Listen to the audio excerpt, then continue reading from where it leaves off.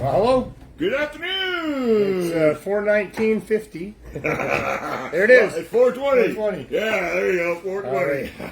So, for those of you who are just tuning in because you want to know why the THC Show isn't broadcasting where it's supposed to, technical difficulties have beset us in trying to log in, and still trying to do that. But in the meantime, it's 4:20, and you know we're creative, determined, resilient people, and we're so we're here doing this. Yeah.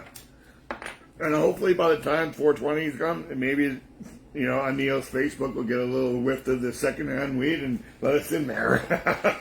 This is true. Yeah, you never know. I myself shaving. Could you? I think I should. Those hair make the people cut you? Oh. There's just too many at the same time trying to fix everything. Well, you need a lot of help. Well, and you know, they just eventually throw their hands in the air. There's nothing they can do. You know, there's no amount of foundation or makeup that'll really do it. So, you know, a little nick here and there is par for the course when you got that many hands going at the same time trying to fix something that can't be fixed. Yeah, hey, it can be fixed. Well, they tell me that you know they'll do their best. You know, when I'm in the coffin, that they'll do their best. They made my dad look pretty good. I thought, you know. I've seen some pretty good. You know, there's still hope that you can once look younger again. Is that an oxymoron? Pretty good looking dead people. Pretty good looking dead. I don't know. You know, there's down in the South. There's traditions down there where the dead people, you know, they don't bury them for a while. Oh yeah, in Mexico they bring them back, don't they? That's what I'm talking about, down in the South. Yeah, okay. Yeah. Well, they have them sitting at the family gatherings and joining in on the parties and stuff. I saw one the other day. A guy was building kitchen cabinets. Yeah. And you know, sometimes there's a dead spot in where there's no drawers or nothing there. Yeah. Well, he put a fake skeleton of a guy sitting there. Oh, so surprise! So that when they eventually, like 100 years from now, when they're tearing the building down, somebody's going to open up that cabinet, and there's this skeleton that, you know. Oh, fuck. Wow. Wow, that's going to cause a lot of drama. You need to install some sort of a video camera. Or just that this is a fake. Activated by, you know, ripping off the top of the counter there. So that at that moment when the counter comes off, there's a video camera that finally comes to life after 100 years. Bing!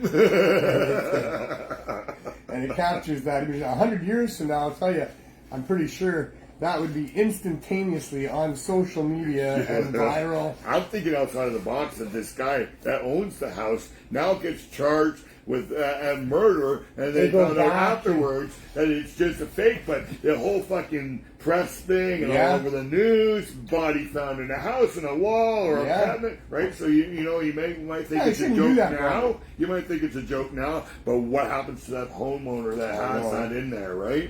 Maybe if it was his family member that was buying the house, that would be more of a joke. Maybe the person has a heart attack. Yeah, right? Like, holy crap. You shouldn't probably do stuff like that. It's okay to laugh about it. But well, that's what happens sometimes. We do stuff that's funny that doesn't fucking work out so goddamn Well, a lot of things seem funny at the time. Yes. In hindsight. And other things don't seem funny at all. No. At the time. Looking back.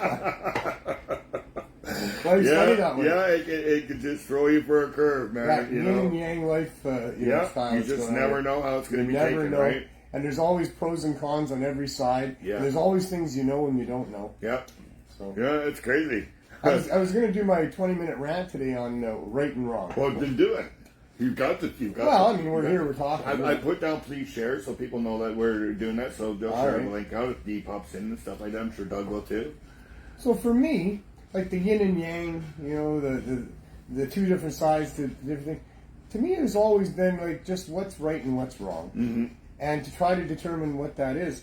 My family spent a long time debating, like hours and hours, sitting at the kitchen table talking about ethics. What's right, what's wrong, and so for me, I don't know why, but I kind of that's been my guide through my life. Is I want to do the right thing. I mean, I believe everybody wants to do the right thing for the most part. There are some people that are psychopaths. There are some people that just seem to be evil. But you know, and then there's the people have their own personal bias. They have their own way of looking at things, And so what they think is right, may well not be right. Yeah. But for them at that moment when they made that decision, that was the right thing to do because, maybe they were spiteful, maybe they were angry, maybe they felt like they deserved something. Even thieves, for the most part, there's a psychopathy there about believing that the person they're stealing from deserves to be stolen from, or they ripped them off, or they're just getting even, or something like that. Disrespected me, or a gang member, or something like that. People, justify what they do because they want to be right. People want to be right. They're trying to do the right thing, so they justify it, and they can go to crazy lengths to justify things too. And more if there's a lot of value involved, like personal self-interest value. Also clouds people's ability to understand what's right and wrong. Sometimes you can open the door and they can see it light. Sometimes you can't. Sometimes they're so focused on it, right? Yeah. Like my son is sort of focused on something right now that's very negative. I keep telling him to stop doing that, or use that negative energy and turn it around and change yourself, right? Yeah. If you don't like it so much, stop spending so much energy on woe is me and do something about it. So that's what it took me. I had to get mad at myself for allowing myself to be like that, and I changed my life, right? So self-discipline is really the key. It really is, and it's hard to get that through to somebody who is in that state. It's the key to beating addiction. It's the key to so many things. Self-discipline. It is. Yeah, that's not an easy thing. And the other thing is a lot of people are just on automatic pilot. Yeah. They gathered a bunch of different habits, in their early years based on things that happened to them. Parents. Yeah. There's always genetics, and then there's environment. Yeah. And the environment is the parents and the siblings and the friends and the state of the world at the time and all these different influences on people. So anyway, it's about doing the right thing as best you can. And for me, I decided early on that I wanted to take the high road and I wanted to do the right thing. You're not always successful. Sometimes in hindsight, you do things differently for sure, as we talked about. Yeah. But people want to do the right thing. I do. Yeah. And doing the right thing is easy. Yeah. If you know what the right thing to do is. And you never do because you take a chance with everything that you do. Pretty much, it's right? the difficult thing is knowing what the right thing to do is. And if you know what it is, if it's cut and dried and simple, then no problem. Yeah. But a lot of people are really, trying to do what the right thing is without all the information and without. See, I was thinking more like when I was trying to learn about perfection. Why does people expect things to be perfect? This is a world of good and bad. Nothing is going to be perfect, right? You might have a perfect day where you won something, or it's one of those really good days, but you're going to have an opposite day to that, right? So there's nothing perfect about that. It's just a good day, right? And life is yin and yang. Yeah, if there is no perfection, there needs to be a balance. I mean, maybe it's not a balance within each individual. I mean, maybe one person gets to be just blissful their whole life because that's just how they look at things. They always see the positive side. They don't spend any time focused on anything negative. Those people crash hard when it comes to the negativity, though. Yes and no. Maybe that's what I'm saying. Some people are just like that. Yeah. They have that disposition, and other people have the opposite disposition. So maybe nature's balancing itself out that way. Yeah. But I'm not sure there's any real balance going on anyway with billions of people, and I don't think there's any scorecard being kept. I just hope that the good is winning over the 70-30 or 60-40 for the good side. And I think that if there was more negative, then we would probably see it. But we see a lot of good in the world too. It all depends on what you're looking at. Yes, right. There's enough negative out there that you can spend your whole life just looking at the negative, and there's lots of it. There's suffering. Life suffers on this planet in numerous ways, and there's so much there that you can't even in one lifetime spend understand it all. So you can be miserable, and just focus on the negative shit all the time if that's your disposition or if that's what you decide to do. And once you change that around, you see the other side, right? And the other side is also true. And, maybe it's nice to live in that Zen mindset where you're just always content. You're always happy. Whatever comes at you, maybe that's what money brings nothing gets to you. No, I don't think money brings that to you. Don't have to worry about money helps avoid those situations.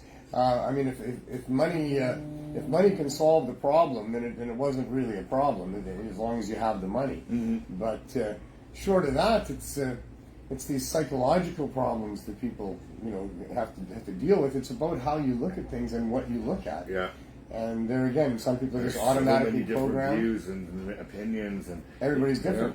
Well, we can group some people together. Yes, similarities. Right? Yes, because we have people who like the Canucks and people who don't like the Canucks, right? So you got a group of people. But right? within each of those individuals, and in far more complex things than whether you like a hockey team. But I mean, that's complex too. Yeah. Why you like a particular hockey team, what you like about that. There's a lot going on there. There is an amazingly huge symphony with different parts and all in our working brains together that is unique to each individual for sure. Yeah.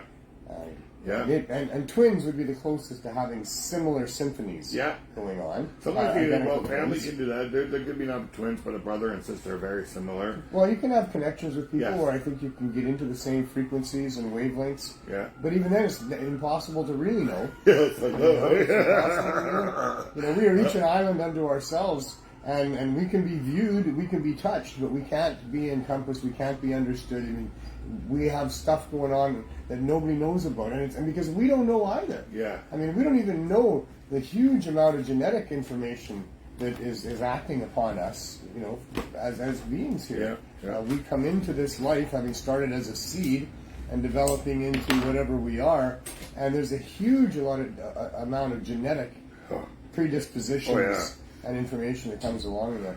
So anyways, that's just all I really wanted to say.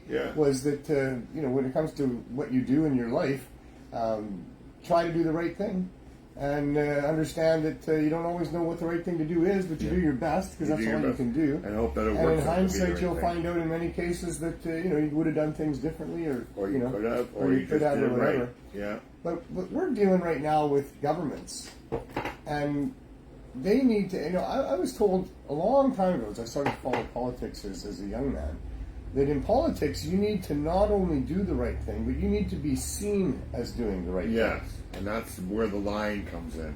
And that's what's really frustrating me and boggling my mind, overwhelming me over the last little while here, is that, with the CSP, the Cannabis Substitution Program, and our so far almost 6-year journey since I first proposed this to Van Du back in late October or mid-October probably of 5 years, coming up 6 years this October. So we're getting really close to when the whole idea was coming to fruition and then being presented to these people and carried on with. And I never would have believed then, that we'd be almost 6 years into it. Yeah. And that we wouldn't have official standing, we wouldn't have licenses, we wouldn't have government support, funding, all of that stuff. Because that's what a project like this deserves to have. That's just the right thing to do. Yeah. And everybody knows it. Everybody but I got somebody in Ottawa don't know it. Just the people in Ottawa they live in a hiding bubble behind their concrete walls, never coming here, never really investigating anything to do with what we're doing here. Or even have somebody come here and report back to them. That's what I mean. They never come here at all. And yet they think they're going to deny us. I mean, it boggles my mind. This is the complete, absolute wrong thing for them to be doing. Governments have been doing that for decades and centuries of boggling people's minds on why they do certain things and stuff. Well, how corrupt they can be. I mean, when you look at it through the right lens, you understand. I think it's ignorance to the part that they didn't do any of their research and they're just looking at their book of rules and they say, okay, well, we can't do this because of this rule, so that's it. Right? But it's about what their motivation is. Yeah. Because they have a motivation. A paycheck. More than that. Make sure that they get More their than paycheck that. on Friday. There is something that they are needing to accomplish in saying yes or saying no to an application like ours. Okay. There's a lot of positive political currency in supporting what we're doing. Yeah. That would go a long way. There's a lot of groups that are following what's happening with us, and they hope we get this because it's so important to all these communities across Canada that there be low barrier access to cannabis for people. And so I think there's some positive political currency in supporting what we're asking for or supporting what we're doing. Oh, there is.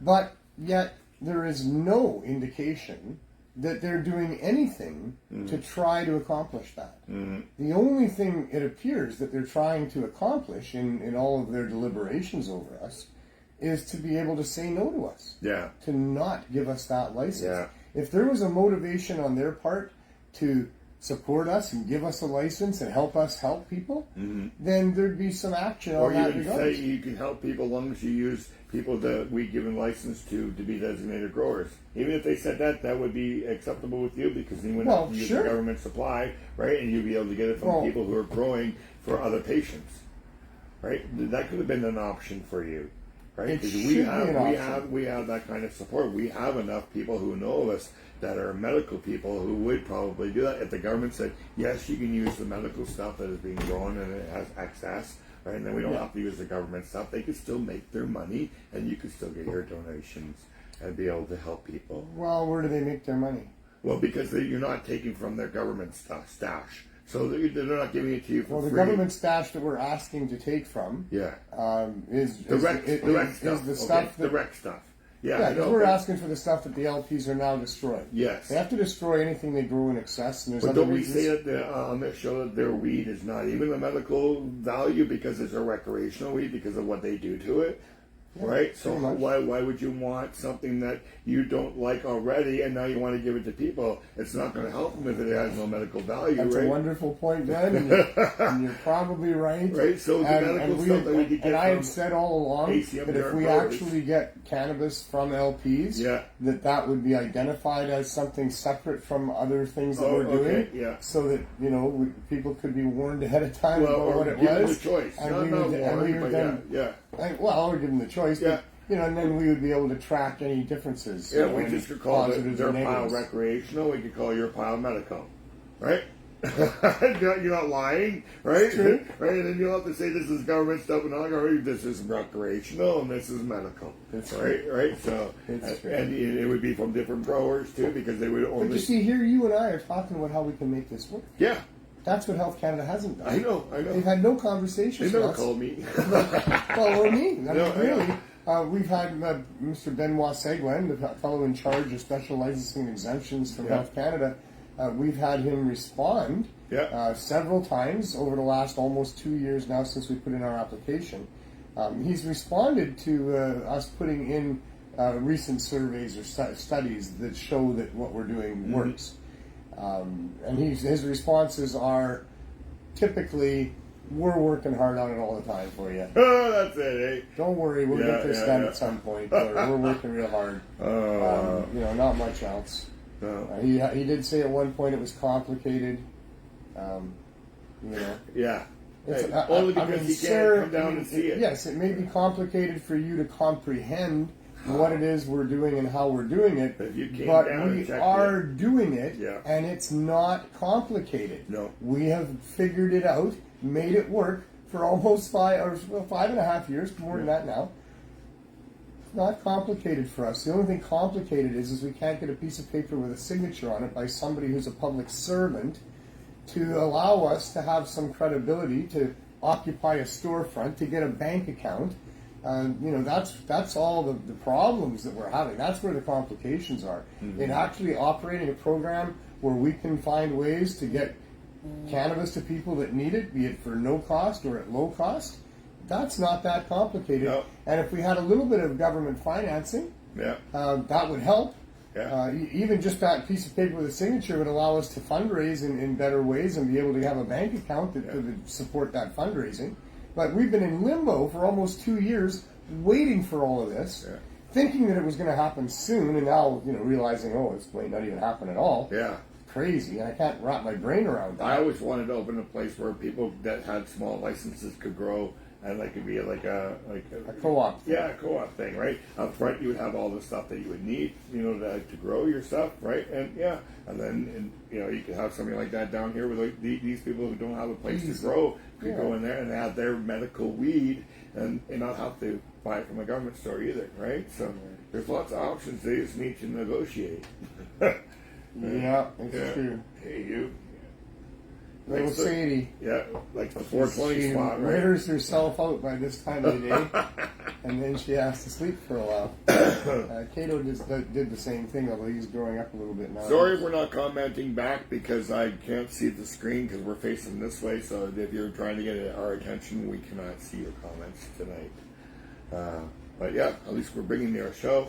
Yeah. So, further on the point, we we were raided May 11th. They seized our RV. They charged myself and two of my colleagues.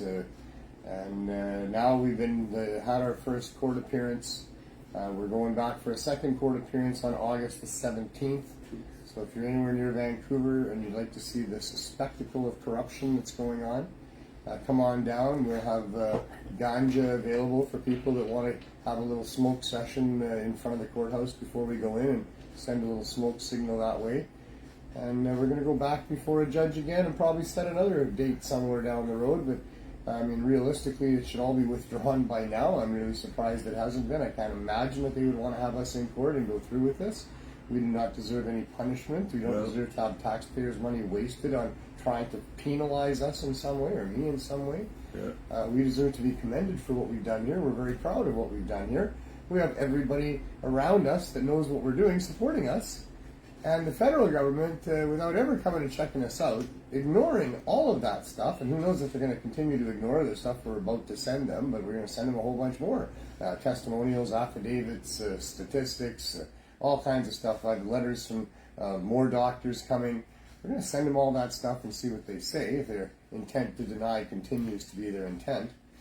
But all of this is just so, I mean, I want to use words like ludicrous and horrific, but it's about corruption.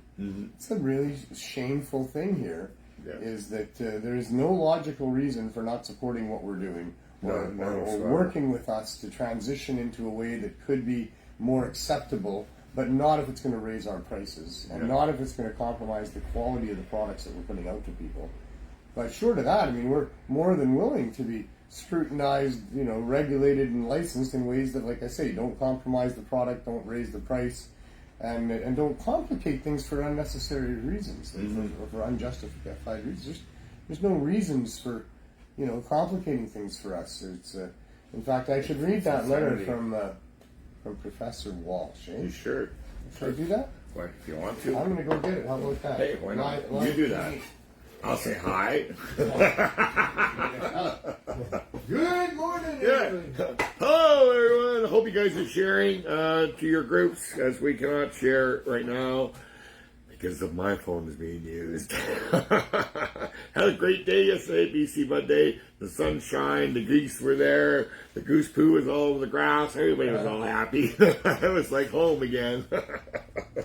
But yeah, we had a few booths, and would like thank all the people who brought down their booths and stuff like that. And thanks to the 9 o'clock band, the 9 o'clock what? Gun? 9 o'clock gun. Yeah, they entertained us with some live music, so we thank them very much. And Neil's back with his letters. Now, these are letters that they let you take out of the van when they were reading it, right? Yeah. Yes. I'm glad they did that. I think these are powerful. But now they're old, yellow, faded. Yeah, they're fading. Yeah. This is not on hemp paper. This is from 2 years ago, coming up on October 15th, 2020. To whom it may concern, I am writing to vigorously support Mr. Neil Magnuson and the operations of his Cannabis Substitution Project, the Serious Hope Society. I am a professor of psychology at the University of British Columbia, where I had a research lab focused on problematic substance use in general and cannabis use specifically. My research on cannabis use has been presented to diverse audiences, including the Canadian Senate, the Canadian House of Commons, Government of Uruguay, and has been included in testimony to the Supreme Courts of BC, Ontario, and Nova Scotia. I am the lead investigator for several ongoing studies of cannabis use and health, including studies funded by the Canadian Institutes of Health Research and others. A key topic of my research has been involving examining the potential of cannabis medicines to mitigate the opioid misuse syndrome. I have also published several studies focused on the operations of cannabis dispensaries and barriers to cannabis access. Based on my expertise in this area and my careful reading of the most up-to-date research, I believe that interfering with Mr. Magnuson's Cannabis Substitution Project will increase the risk of overdose among the very high-risk population. As such, I strongly urge quick action to reduce pressure on his operation and allow him to continue. The current pandemic has increased risk among some very vulnerable citizens, and I am concerned that this is a terrible time to withdraw valuable supports. As a clinical researcher in the area of addictions and mental health for over a decade, I have authored several highly cited studies that clearly point to a substitution effect by which cannabis is used purposefully to reduce opioid use. As a clinical psychologist, I've also encountered this phenomena firsthand in treating individuals at high risk of opioid overdose. Our research has also identified long-standing barriers to safe and sufficient access to medical cannabis, particularly among the marginalized and very low-income individuals who comprise the majority of Mr. Magnuson's clients. By providing medicinal cannabis at no cost to individuals who are extremely high risk for opioid overdose, Mr. Magnuson is providing a tremendous service not only to his clients, but also to the overworked service providers whose load is lightened by his service to high-need individuals. In light of the terrible toll of the overdose crisis and the tragic exacerbation associated with the COVID pandemic, Mr. Magnuson's work is more important than ever before. His work fills a vital need for an underserved and jeopardized community in the midst of one of the greatest health crises in Canadian history. In this dire moment, Mr. Magnuson's work should be lauded and supported. He should not be presented with obstacles. Please do not hesitate to contact me for further discussion. And they never have, eh? Oh, I'm sure they never contacted him. No. Sure. All right. And now he's going to write another one for us that's more up to date. Up to date, because we're past the COVID part now. Well, are we? I don't know about that. I don't know. I think so. Depends who you listen to. Of course. There's That's opinions We're in the again, middle of the seventh wave, don't you know? No. No. Doesn't seem that way, does it? I'm not paying attention. I'm looking at it as it's a flu now. I'm pretty sure there's some people who are not coming out, that are staying home. Yeah. And there are. And the government has scared them. And we still see a lot of people, wandering around by themselves outdoors or in their cars with masks on and things. So there's still a bunch of people that are concerned. Because the most of the people have already taken their masks off, but there will be. But you see what happened at the fireworks? Yeah.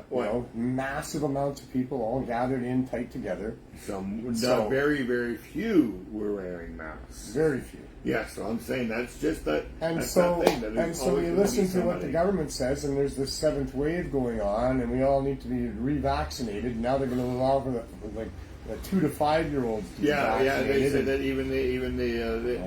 that's probably not going to happen too much. They said even.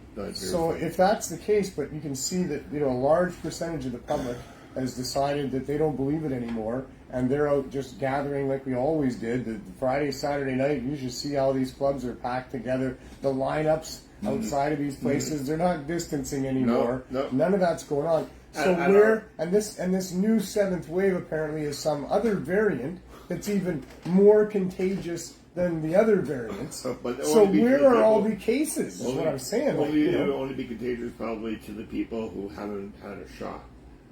It would probably be just a 1 or 2 day sickness for somebody who has. That's what they kind of say. So. Well, it hits different people differently. I've never had it, and that's the thing. Is that depending on what's going wrong or on within your particular system, and how much of a viral load you get, and what sort of a variant it might be. Yeah. I mean, it hits different people different. They're talking about vaccinating these young kids now. I know. I saw it on the news. And I heard just on the way, I was out for a little while today, on the way back, ate a quarter dose, and they said that you want to do that because your youngster just might get the long COVID version. Of course. And be contagious to people for a long time. Wow. The scare tactics is insane. Yeah. And we know many kids have not been getting sick with it, so we know. Yeah. So the proof is in the pudding. Yeah. Is how I would say it. And if the fireworks, if 3 fireworks in a week, and the whole Pride gathering that happened on Sunday, if all of that doesn't result in an enormous amount of new cases, then they're lying to us about what's going on. That's all I can tell you. Duh. And they say that people who are wearing masks now are people who are sick and don't want to get something else. Well, I've actually asked a couple of them because I've had that. Because I'd like to think that would be the case. If you have to go out and you're not feeling good, I think you should probably wear a mask. What do I know? Yeah. But that would be okay. But no, I've actually had to ask a few people just out of curiosity, are you wearing that because you're not feeling good today, or are you just concerned about the virus? They're just concerned about the virus. The ones that I asked, I'm sure there's some that would be doing what you're saying. Well, then you're saying I'm carrying the virus, so you have to wear a mask around me. I think we should all suit right up, shouldn't we? There should be we did before when we were sick. There should be a huge run on those, What are they? Those asbestos suits or the I don't know. hazardous material suits? Yeah. I think we should all be buying several of those. It's also in the past. You can get them in different colors. For those people that are fashion conscious, I mean, if we're all going to be wearing these same suits, I mean, you could probably accessorize in different ways, You got a list of, or do you have any more rants? To talk any about? Any more rants? Do you want to? Well, I mean, I guess, sure, why not? And there was a thing on there where they'd done some new survey in British Columbia. Yeah. And they're saying that 71% of cannabis consumers are getting their cannabis from the government stores. Bullshit they are. So, and are those the people with medical included? No, I don't think medical people go directly. I don't know where they get that percentage mark.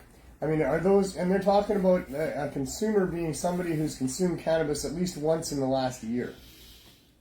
So are these 71% of people, the 71% who maybe used it once or twice in the last year and just don't know any better than going to a government store? And the other 29% are all the chronics that have hookups that don't involve irradiated cannabis? Yeah. I don't know. The other thing they say is that the population of British Columbia is 32%. 32.9% are involved with cannabis use. At least once over the last year. Yeah.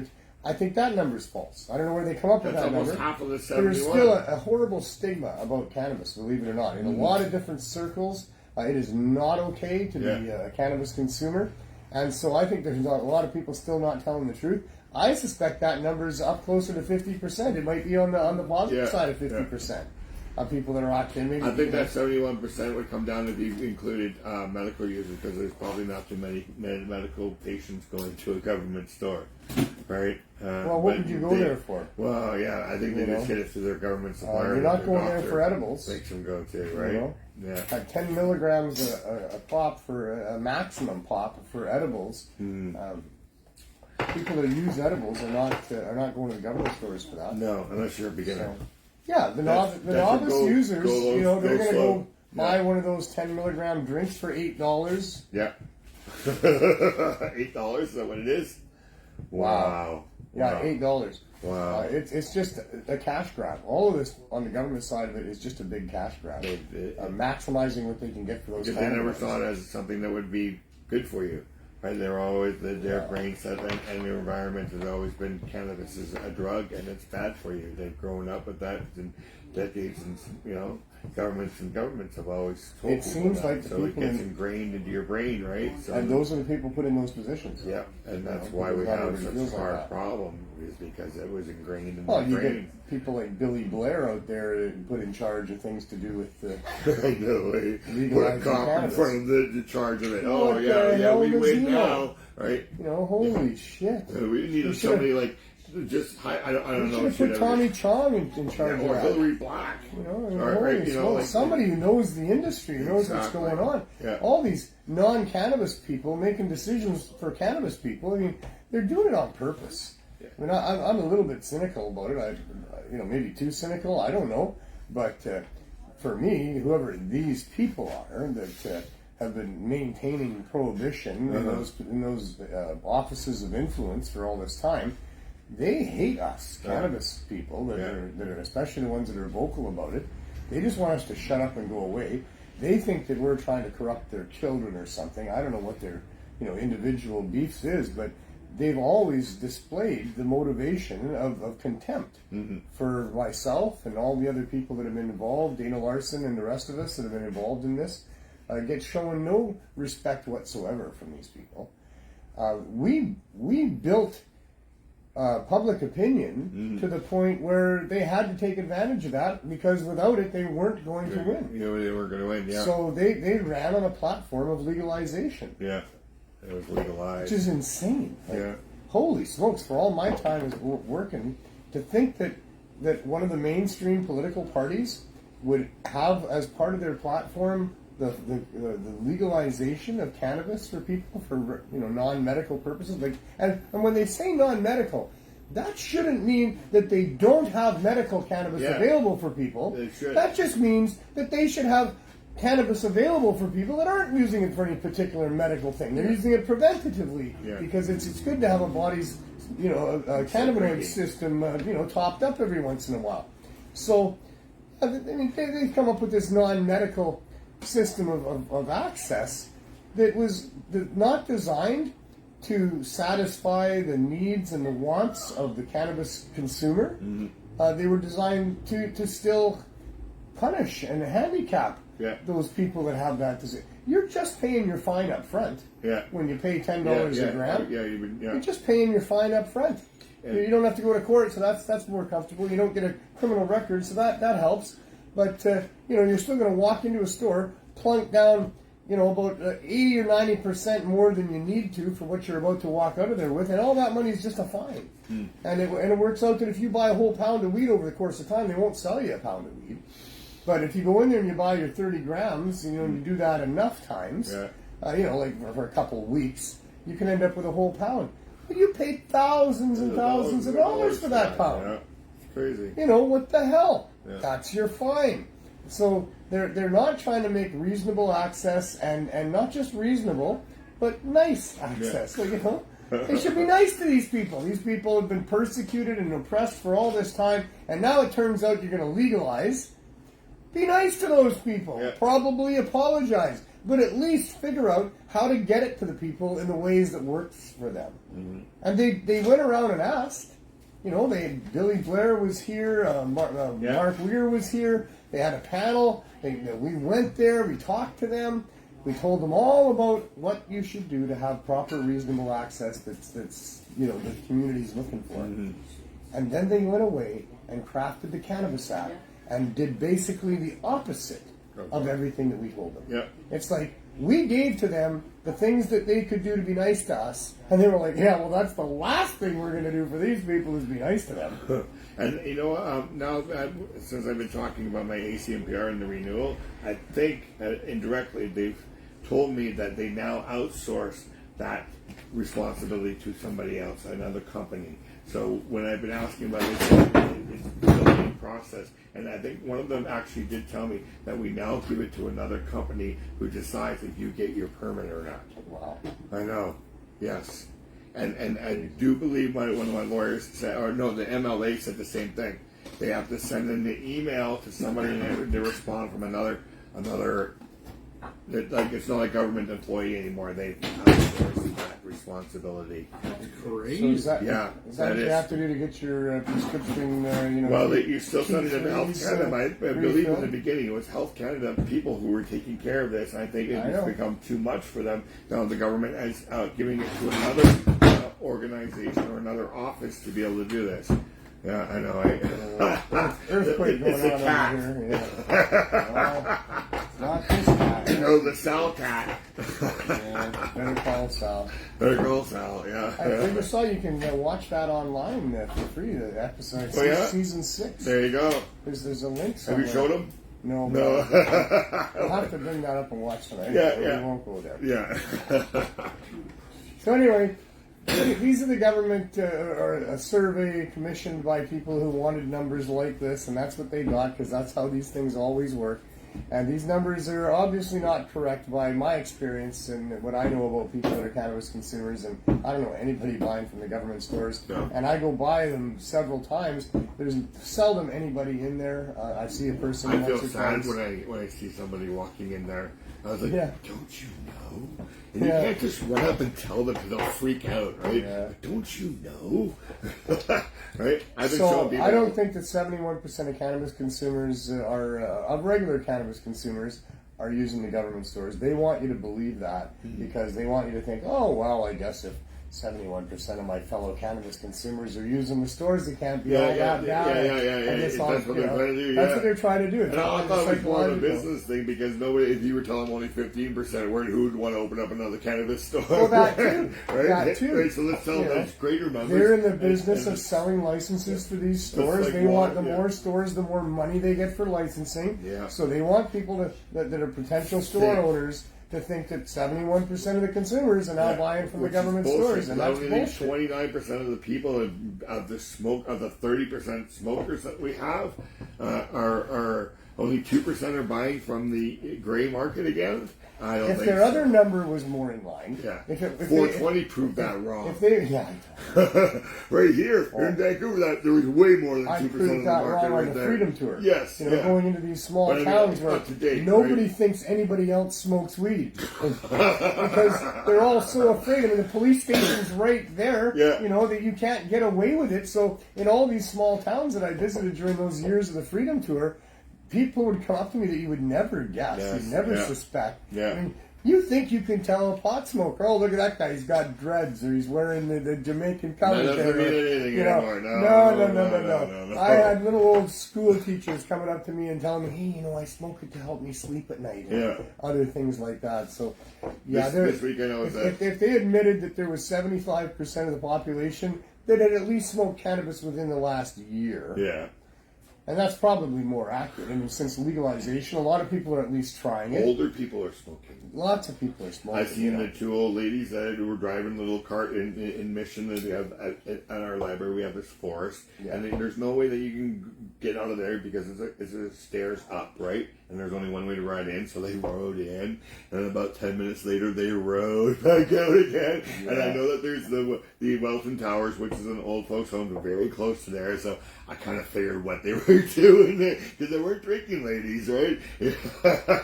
But they rolled in and rolled out, I was like, oh yeah. And it's not just people smoking cannabis either. No, we're talking about cannabis consuming. Yeah. They would be talking about products that they have in the government stores. They have the drinks, they have the topicals, they have the edibles, they have suppositories, which is apparently catching on these days as a party trick. As a party trick? Yeah, how do you trick somebody at a party putting something up their butt? That's how you do it. You know. What? No. I haven't been to any of these parties. I don't know any party tricks that can get. I haven't been to any of these parties. I'm just speculating. Yeah. I've heard about gerbils. Well, because they're only using it recreationally. Yeah, I've heard about gerbils. I've heard about that too. Yeah, but never been to any of those parties either. No, neither have I. No. But because the government recreational non-medical stores sell suppositories, I can only imagine that this must be a thing that's going on there, about helping each other with your suppository weed. So there's a lot of different ways to consume cannabis. They say there's only 32% of the population in BC that are consuming cannabis at least once a year in some form. I suspect that number is way higher than that. Okay, because there's a lot of people who don't use very much, who just tried it or whatever. They're talking in the last year, there's a lot of people that have tried that. And so, if that number was up around there, and then they said 71% of those people have used the government store, well, maybe that'd be a little closer, because maybe that bottom end of the 75%, if that really have only tried it a couple of times, and they're trying it because it's legal, and because, Aunt Sally said it was okay, or, little Jenny. I love Aunt Sally. Or little Jenny told Grandma that they would help her with her, oh man, I had it on the tip of my tongue. Oh, sorry. No, you didn't do it, it was me. It just all of a sudden disappeared. Rheumatism. Help her with the rheumatism. There you go. So, for whatever reason, some people have only tried it once in the last year. I think that's a pretty large number. And of those, maybe a fair amount of them got it through the government stores, not knowing any better. And the 29% that would then be left over would be, all the people that use it on a regular basis, once a week or once a month at least, and many people more than that. Then it might make a little more sense. But you look at it, all of these things, if you haven't learned by now, and maybe people didn't realize until Donald Trump told everybody that the news was fake, but the media lies to you, the government lies to you. If there's a survey that's been done, it's been paid for by somebody that had an agenda, and they typically get what they're looking for. Science these days doesn't seem to mean what it used to mean at all. Yeah, exactly. You can buy whatever science you want if you have enough money. There's scientists that will find the results that you're looking for, it seems. So we all have to be very skeptical all the time. If you're not, you're not paying attention, for sure. Yeah. Do you want to head out to the CSP on? I want to mention that the city of Victoria, for the third year in a row, is insisting that Health Canada exempt the Cannabis Buyers Club from the Cannabis Act. Oh, whenever we get Vancouver that's to very do that. powerful. Why wouldn't Vancouver do that? Oh, because it's an election year. Well, right now in October we're going to have. They're averting everything, saying we'll have to wait till the of course, election. and I'm saying the same thing as we've been discussing, going and talking to City Council recently here. It's obvious that we're having there's an election coming up. They're all lame ducks, and we'll wait and talk to them. Have to wait until that's a nice term. We could use other terms. No, they're probably good use that. Well, maybe they're chronic procrastinators. Yes, they are. Whenever it's something that they are a little bit afraid of, a little hot potato of any sort, they're chronic procrastinators. They'll put it off till later. And I believe that if push comes to shove, and that if they really do decide that they're not going to give us a license, and in fact if that means that the VPD are going to enforce the Cannabis Act on us again or whatever, then we'll get some people in those positions of influence that are going to step up and then do something. And maybe City Council at that point would decide to demand an exemption for us, or something like that. But it looks like it won't happen unless it really, really has to happen. And in the meantime, they're allowing us to suffer. Because this is suffering right now. Lots of other people are our clients. Yes, that's what I'm saying. The other people in other places that are doing similar things. I'm sure that the folks in Halifax that are doing the East Coast Cannabis Substitution there, Chris Backer and his group, and the people in London with William Hicks and his group, I'm sure that they're all watching closely, waiting to see what's going to happen with us in Vancouver. Are we going to get some government support? Or are we going to be oppressed by the government? And right now, of course, with the raid and with us having to go to court, oppression seems to be the state for the state. And we'll just see how long that continues. So, anyway, the City of Vancouver, I believe, and I've said this all along, I've actually reached out to them a number of times. I reached out to Rebecca Bly a number of times and suggested that, they could just give us a license to be in the store, even though the federal government isn't supporting that decision yet. And I get little to no response back on that. I mean, she did say, it's not something we're wanting to do. We want to wait for, the Canadian government to, decide, right? But come on, I mean, everybody knows it couldn't be more obvious. The potato again. It's not right. It's that hot potato that they don't want to talk about. No. Most of the time, I don't even get a response. In the meantime, nobody's actually giving us what we need, because the real motivation of those people back in, behind those concrete walls at Health Canada, that's what it's like. I don't know if you've ever been to Health Canada's offices. No.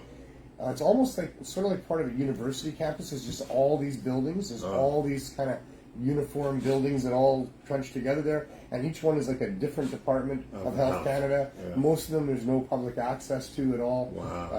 It's a strange place for sure. And within those walls, these people work, and in our case, they say they've been working hard on our file since they got it.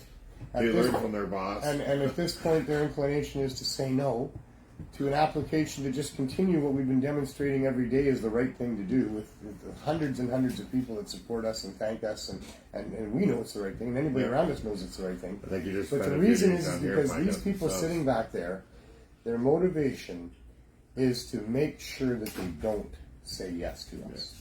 That one way or another, they have to not say yes to what we're showing them is not only the right thing to do, but an absolutely critically important thing to do. This is so necessary. Lives are being lost, and it's daily. And we feel it here, man. I'll tell you. At the event yesterday at BC Bud Day, which I thought was a great day, a beautiful vibe in the park. There was a real great group of vendors there, and I'm sure everybody got whatever they were looking for. But I had a couple people talk to me there about our program and say, you got to get me into this. I've been struggling with this substance for this long, and I really believe what you're doing can help, but I need you to get me onto your program. I can't afford it or whatever, right? And I have to say, these people, I'm so sorry, but we have to cap our program at how many people we can help. We had a waiting list of 500 people, and we stopped doing that. There was no point in adding to that waiting list. But the demand is clear. It's obvious that a lot of people want, the ability to use high-dose edibles to get through withdrawal, to get off those other drugs. And it's just difficult for them to do. Access is almost impossible. You could use more help. We could use... More help? Well, we could always use more donations. So if you're watching this and you feel this, Yeah, our supplies are always. We just got a fantastic donation again from Gorilla Ganja. They've been such great supporters of ours, but there was a delay in getting that this time, and so our stock of what we had to offer people dwindled right down. It happens. It does when you're doing Even it to as the much guy as in we the are. home, you know. It's such an ongoing thing. Look at that big box of. I guess I shouldn't show it, Okay. but I want to show it. Well, you know, what you got donated? Yeah, it's just a box, right? So, is it this box? So here's the thing. Now we've had some disclosure about what this is all about with respect to the police raiding us. Yeah. I'm not allowed to talk about I know it. you told me that. Yeah. So we'll just leave it at that. So you don't hear anything about it. That's why. There's serious consequences apparently from the Law Society, whoever they are, if I decide to talk about what I have every right to know took place with respect to us being arrested. And I'm not allowed to talk about it. Well, for one thing, I'll tell you that there was no need for an investigation. There's no need to investigate and spend tax dollars to check out whether or not we're doing what I've been telling everybody that we're doing here for 6 years. Yeah. 2 years with respect to selling cannabis. Like, it's not a mystery. No. I'm not hiding. I've never tried to hide anything. I've been upfront with everybody. Every letter I've written, I've never avoided telling the truth about what we're doing here. We're proud of what we're doing. Originally, over 2 years ago now, in good faith, moving into this space as a place to move our project indoors, and having the need to rent the space and pay the bills and have some sort of paid people here, because if we're going all week, all day, every you got to have people that are compensated for that, and then why wouldn't you? Of course. And in fact, we're helping out people that needed help and they got a job out of it, and so it's all good. Yeah. But originally, the model was that we would have this entity that would be a for-profit dispensary work in collaboration with the CSP in a way to support the CSP, in a way to provide the space, the rented space, and all the rest of that. So that's what we did. But real quickly, it became very clear to us, because we're right here on the streets, we're dealing with all of this stuff, and it became very clear to me that we were now reaching a population of people that were very vulnerable and not willing to be part of a program. Yeah. So if we were just CSP, and you could come here and enroll as a member, and you could get cannabis edibles to help you, there's a whole bunch of people that aren't going to do that. Yeah. They're not going to do that at all. This is a horrible situation where unscrupulous pharmaceutical companies flooded the marketplace with a very dangerous and addictive opioid, telling the doctors and the public that it was non-addictive. Yeah. And so the doctors, probably in good faith, prescribed that for just about everything that came along after that. We got this non-addictive opioid. Yeah. And OxyContin was not non-addictive, as it turns out, a deadly opioid that got a whole bunch of people addicted. Yeah. So when that became obvious and known, well, now all of a sudden the doctors are cutting everybody off. Yeah. They're not, and they cut off a whole bunch of people that weren't ready to come off. No. And so those people keep doing it because they can't stop doing it, because they can't get through withdrawal. And so now we got all these people that are stuck. Well, there's a whole bunch of those people that are not poor and homeless and down here on the downtown east side willing to be part of a program where they admit that they're addicted to these things. Yeah. There's thousands and thousands of Canadians who are using these opioids, addicted and can't get off because they can't get through withdrawal, and they don't want to get a doctor. They can't get a doctor. In fact, they've probably now been identified as a drug user, and the doctors won't touch anything to do with them. Holy smokes, these people need to have discreet, low barrier access, and that's what we learned. So pretty quickly, the importance of having cannabis available for sale was clear, that needed to happen so that those people that couldn't be part of the program could just come and get what they needed and walk away without registering, without answering questions or anything like that. Yeah. And that is extremely important. Those are the people that are dying, in all these different areas of society, and they're just all by themselves in their bedrooms where nobody knew they were using. Yeah. I've had several people I know that. I know it's not just down here that not at all. people are dying. These are the visible addicts. Yeah. all of those secret, We're not invisible hearing about the addicts, ones that ambulance they're attendants dying go too. Yeah. And there's tens of thousands of them. Yeah. So for the government to turn their backs on those people is just insane. I can't stand down from standing up for those people. No. I can't. I totally understand. Yeah. You know, I mean, so the police are spending this money to investigate and then arrest and now bring us through the courts and all of this waste of taxpayer money. No, they've done all that. Oh, you mean what? Already they've done that. They've investigated us. They've raided us. They've brought us into the courtroom. Okay. And we'll see how far that all goes, how much more money is going to be wasted to try to prevent us from providing this access to people in this neighborhood where one block over, anybody who doesn't look like they're a cop can walk down that sidewalk and be offered all manner of upside down, you name it, you know. Might be real, might be fake, but you get offered anyway. Yeah, who knows what it's laced with? But hey, you need something, right? You're Jones, and I got something for you, so here you go.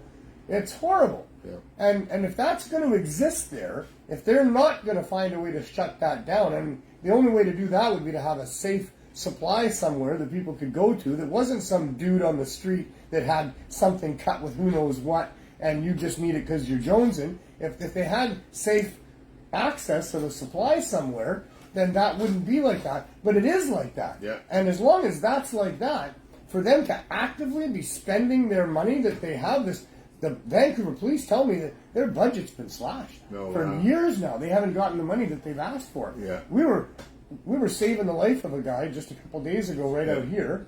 And the police, I flagged the police down and brought him over. This guy face down, hardly breathing.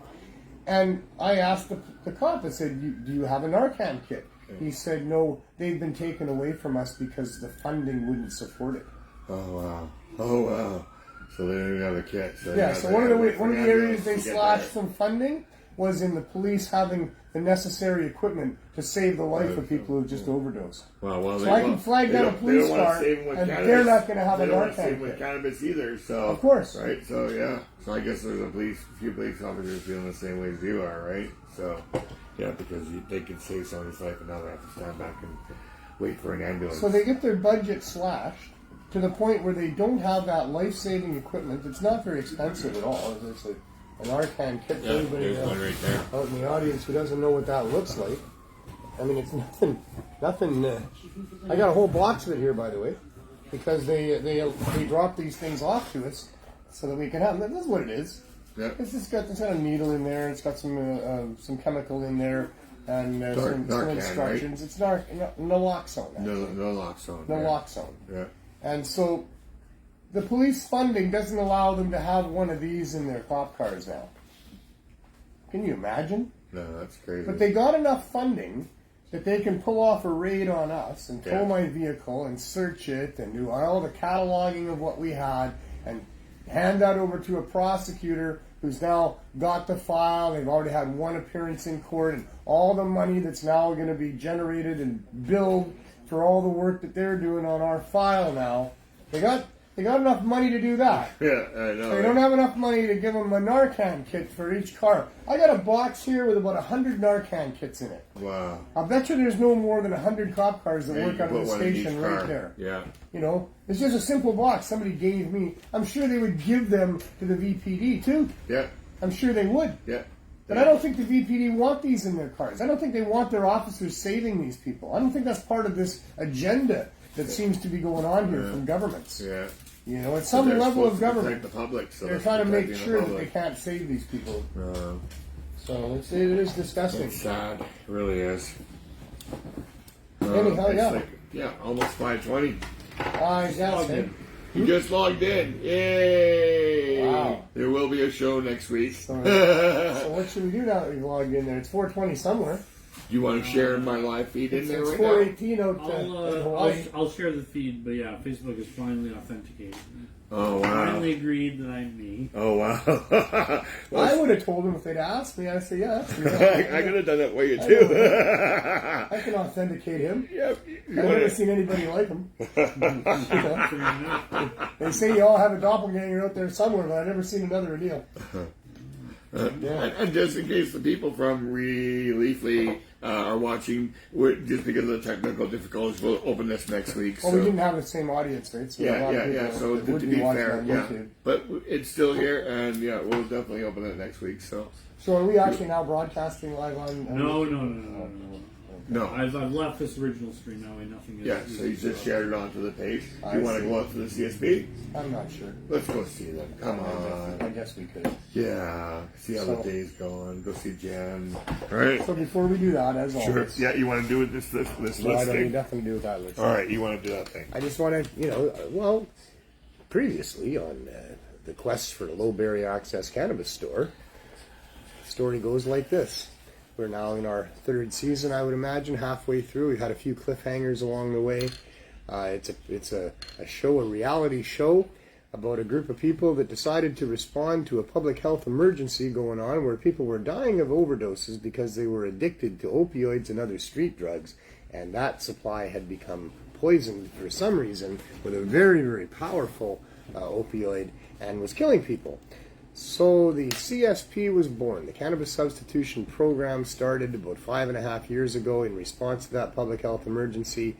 And after consultations with the Vandu advocacy group of users in the area and presentations to City Council and the Vancouver Police Board, we gathered donations from generous dispensaries and individual people and started handing them out at Vandu. The form that it took was every Saturday for a year, and then after a year we went to Thursdays and Sundays and did twice a week for 2.5 more years. In that length of time, the City Council did pass a motion that they would support low barrier access, and so in good faith, after meeting with the city, we rented a storefront and we started operating 6 days a week, 8 hours a day. Not just the Cannabis Substitution Program, but also the Healing Wave Dispensary, to allow cannabis to be bought at low cost, but at a cost that would still support paying the rent and operating the store, and having it also available, as always, at no cost for all of those people that had become members that had lined up for years to do with the program. And so this was the Cannabis Substitution Program, now operating out of a storefront, except that the city licensing department, unaware of the motion by City Council or the meeting that we had or anything like that, came and told us that we couldn't do what we were doing unless we got a license. And then that was one of the cliffhangers, of course, season 2 at that point. And so we applied for a license. It turned out that it had to be a federal license because the provincial licensing scheme was about non-medical, and they couldn't support what we were doing with their regulations, and we couldn't adhere to those regulations.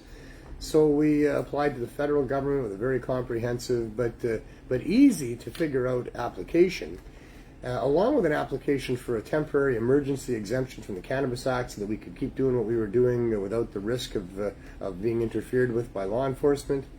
And none of that happened.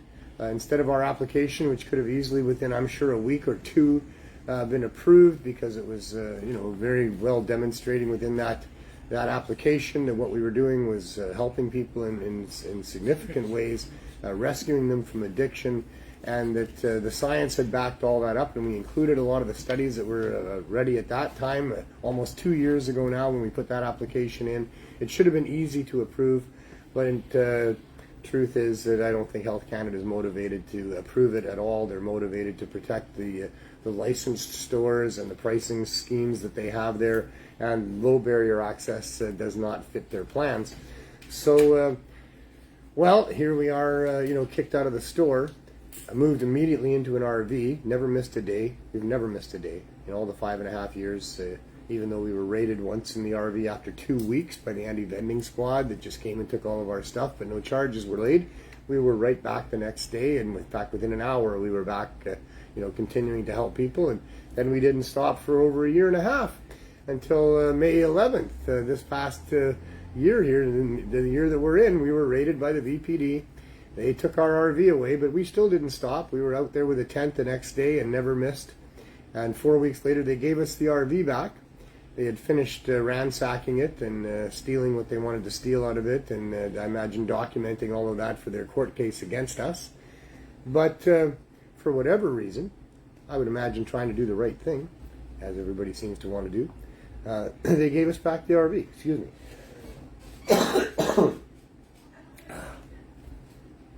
And so we continue to operate out of the RV like we always have, except when it was gone for 4 weeks.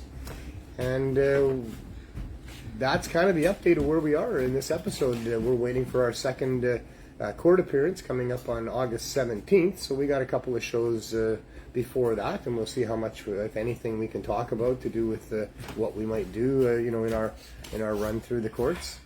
And in the meantime, we'll just, I guess, carry on, feeling very much at risk here for sure. The VPD did it once. I'm sure they could do it again. Maybe they want to support their case by raiding us again. We don't know. But as Professor Walsh stated in his letter, they should not interfere with us. They should leave us alone to do what we're doing. And if they can't support us, they should certainly get out of the way and not interfere with us. But I don't believe that that's the case. I don't know. But in any case, let's go see what's going on outside. Have a brief visit.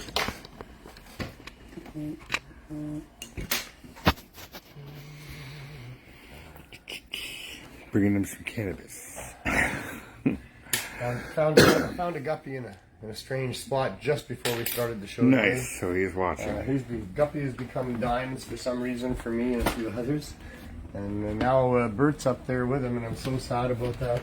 But anyway, your weekly weather report from Vancouver is it's a very nice day. As it turned out, it was a little cloudy and overcast this morning. It cooled down quite a bit. It does not feel like we're in an oven, so that's awesome because we've had several days of it being really, really hot and really muggy. The humidity level has been really, really high here. And so this is a very much nicer day. This is a beautiful day where it's not too hot. The sun is shining, and that's what's going on. Yeah, it's not bad today.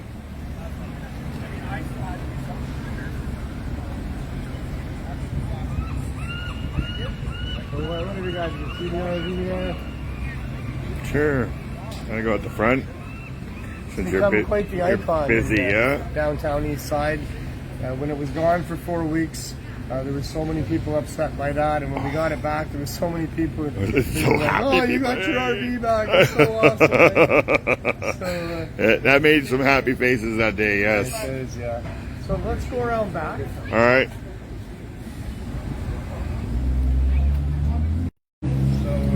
Do you still have to knock if the door's open? Oh, I think you have to knock still. I'm going. Going good. How's it going? Not bad.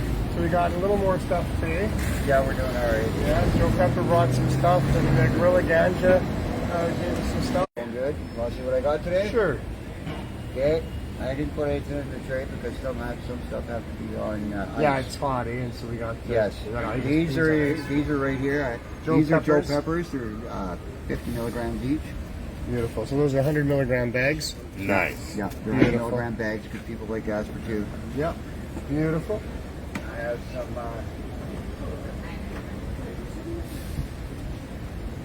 And John. Oh, John's cookies for the CSP because we ran out of cookies. Right. nice. We had a lot of cookies, but we have a lot of CSPs. I have 269 people on my list, active members on my list. So, John's cookies decided to come into mine, and thank you very much, John. John's a great provider. Great provider. Absolutely. Thank you very much. Love that drawing These are guy. 50 milligrams each. Yeah. And they really work, I'll tell you. I had to have a couple the other day, and I don't. Remember you told me, yeah. They're good, aren't they? They work good. But, you got to have the right dose with edibles. Now we have Gorilla Ganja here. Yeah.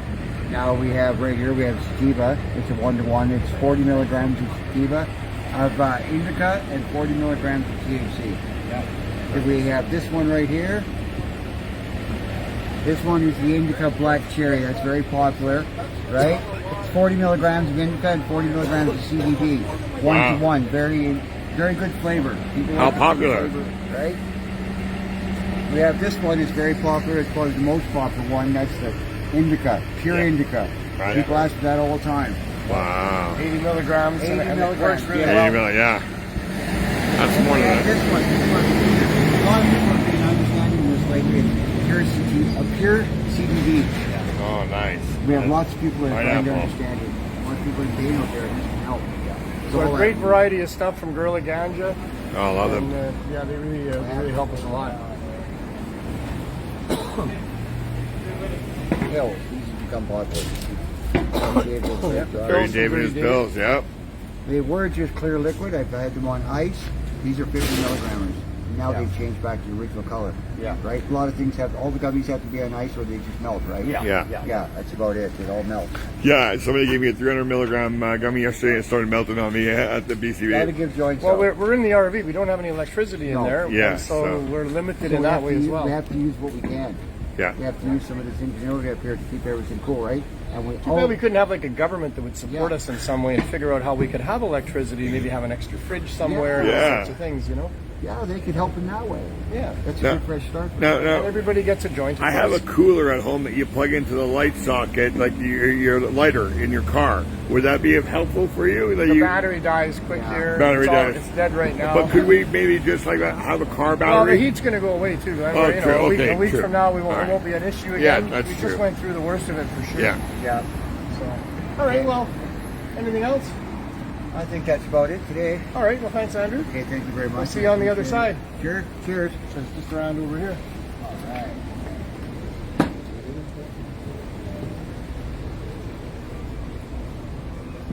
Going in? Okay. Sure. Why not? Why not?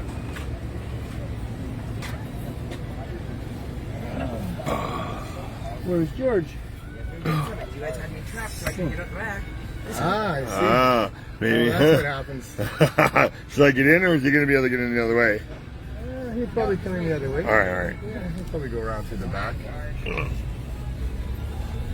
we were thinking of having our front entrance renovated, but expensive these days. And those renovation guys are so busy. Yeah, it's pretty crazy that we're out here already. And there's no logical reason for it at all. I mean, come on, what we're doing here is not only not dangerous, it is really, really helping people. Like seriously helping people. So,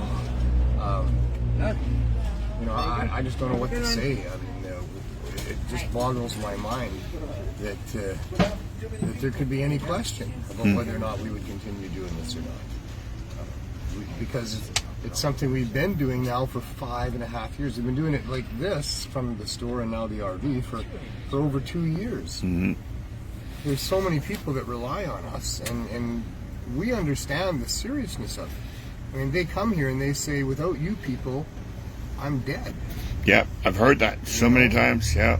So as ethical human Or I have to beings- go back on the drugs, Yeah, right? well, And it could die, right? And Yeah. they know that because they've all lost friends. Everybody in this neighborhood that's on hard drugs has witnessed a whole bunch of people dying, and they know that they could be that they could be dead. They could be the if next they had one. not gotten off of those drugs and stuff. Yeah. So we get that every day, and like I say, as ethical people, we couldn't stop. We couldn't turn our backs on these people and stop doing what we're doing.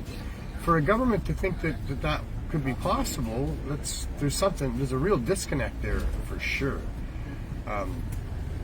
This is a glaring example of how corrupt our society has become. Because the media doesn't even want to cover what we're doing, because they've got their own biases and motivations as to what they're looking for. They don't want to support things that are illegal because they're looking to take advantage of that legal cannabis marketplace when dispensaries are able to advertise. There's a lot of money in that.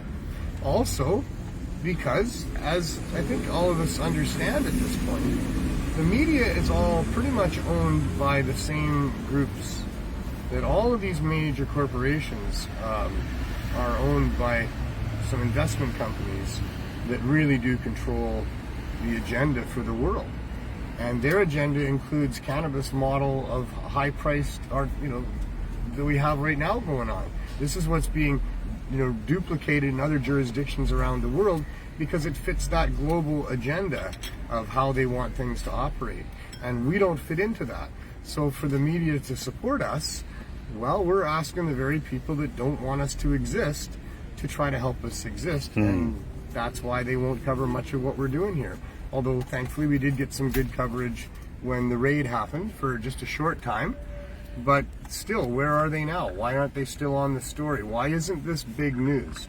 because this is big news. I don't know how it couldn't be qualified as big news when people are dying 6 a day from overdose. And there's a solution that we've been demonstrating for 5.5 years, helps and has rescued hundreds of people. As you heard Andrew say there, we have over 260 active members. These are all people that were addicted to the hard drugs and used our program to get off of it. So where is the government coming to see if that's true, to investigate for themselves? Oh my goodness, if there's a group that's actually rescuing people from the neighborhood and has a solution for many people, then they need to come and find out about that. They need to make that part of something that they're behind and supporting. So, it's all about right and wrong. I mean, that's what I started the show with, and that's what we're going to end the show with. That, the government needs to do the right thing. And politics, as I said, used to be about not only doing the right thing, but being seen to do the right thing. And now it seems they don't care at all. They really don't seem to care that, they can really piss off a huge segment of the population, and it doesn't matter to them because their agenda is larger than that. Their agenda is to, have this economic and world domination of how things are done, and they're answering to a higher authority than the public, and that's what's corrupt. That's what's wrong, is that our politicians, our governing public servants, are supposed to answer to the public, to us, not to some other, more leveraged, more wealthy, more positioned group that wants to exploit us.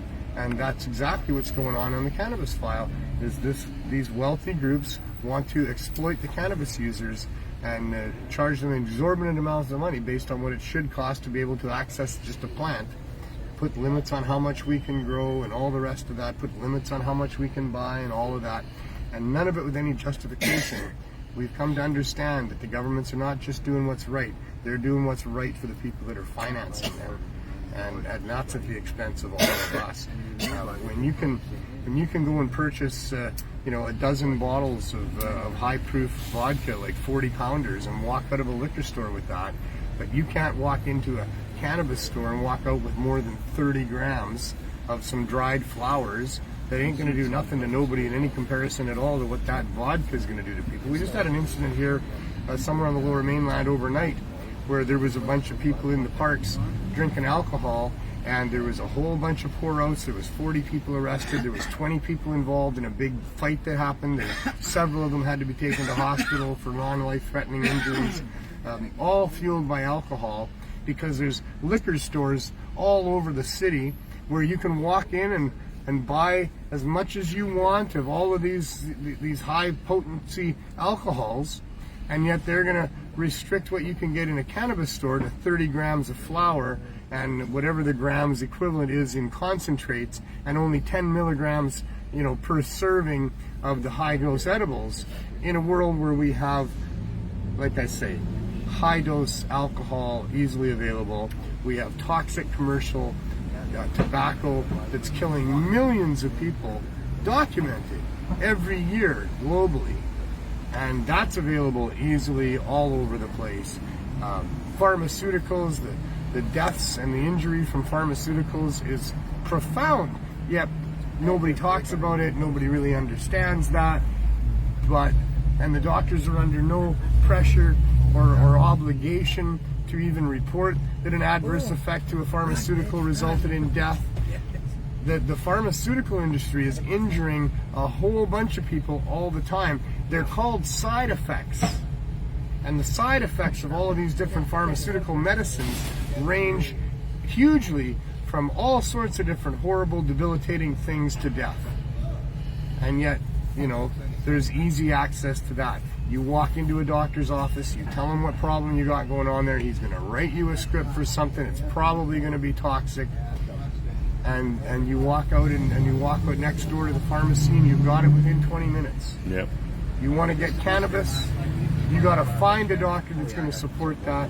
Then he's going to give you his permission, and then you've got to try to register with an LP and get a delivery through the mail, and all of that's going to take you weeks. And in Glenn's case, where he's been trying to renew his license, it's years, and there's no reason for it except that they're not motivated to help you get access to cannabis to help you with stuff. They're motivated to help support pharmaceutical companies who are helping to finance their campaigns and are going to look after them after the fact.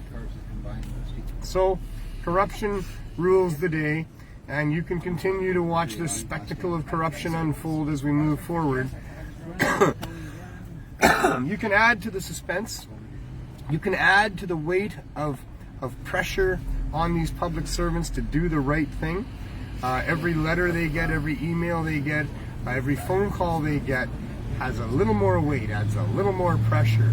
So if you want to help us build to a great season finale and have another great cliffhanger, or we're going to see what happens to this wandering group of orphans that are trying to get low barrier access cannabis stores in communities across Canada up against the powerful and the mighty corporate influence on government, then check out future episodes and do your part and help add pressure so that we can have a real good cliffhanger at the end there, and maybe we can win. I think this story is destined to have that ragtag group of orphans win this after all, on behalf of all those people that can't stand up and fight for themselves, and all those poor people that find themselves addicted to opioids at no fault of their own but the fault of government policy and medical policy. And we'll see if the underdogs can win or not.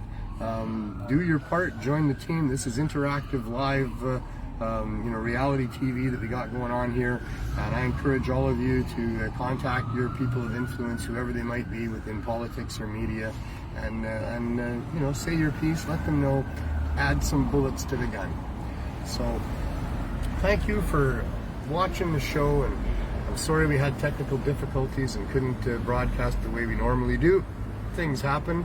For all I know, maybe it had something to do with the government once again interfering. You know, you never know. You gotta wonder, right? Yeah. I mean, there's no obvious answer why this happened. That the producer of Pot TV could not log on and broadcast today. There's no logical reason that we understand. Well, he said that he logged into somewhere that he doesn't usually, and they wondered why he was there, sort of thing, and maybe that's why Facebook wanted to add authentication. So it might not be a government conspiracy against but it's a Pot Facebook TV. conspiracy. But if it's not, it has been and will be, and we continue to suffer with governments who think it's okay to spend taxpayers' money to try to continue the oppression and the stigmatization of the cannabis plant and those people that would consume it for whatever reason. That's just the way it is. So yeah, that's what happened. But thanks for everybody for watching and all that. I thank my producer Glenn Wells. Oh, you mean a Neil? Who bailed us out today. And Neil was on site making sure things worked as well. I always have to thank him for his great work. To Pot TV for allowing me the platform. And for all of you out there, please consider what you can do for us. Push is sort of coming to shove here, as now we need to demonstrate somehow properly to the courts that we are something that should not be penalized, but a group and a project that should be commended for what we've been doing here. So think about what you can do. Enjoy this beautiful weather if you're anywhere where the weather is beautiful, and if not, well, hang in there, and it probably won't be too long and you'll have some beautiful weather. Life is short, life is precious. Do as best you can to love yourself and love everybody around you, and love the opportunity that we have to exist here and make it a better place than it is right now. And most important of all is, in my opinion, as always, is while you're doing whatever it is you're doing, have as much fun as you can. We'll see you next week. There you go. There we go.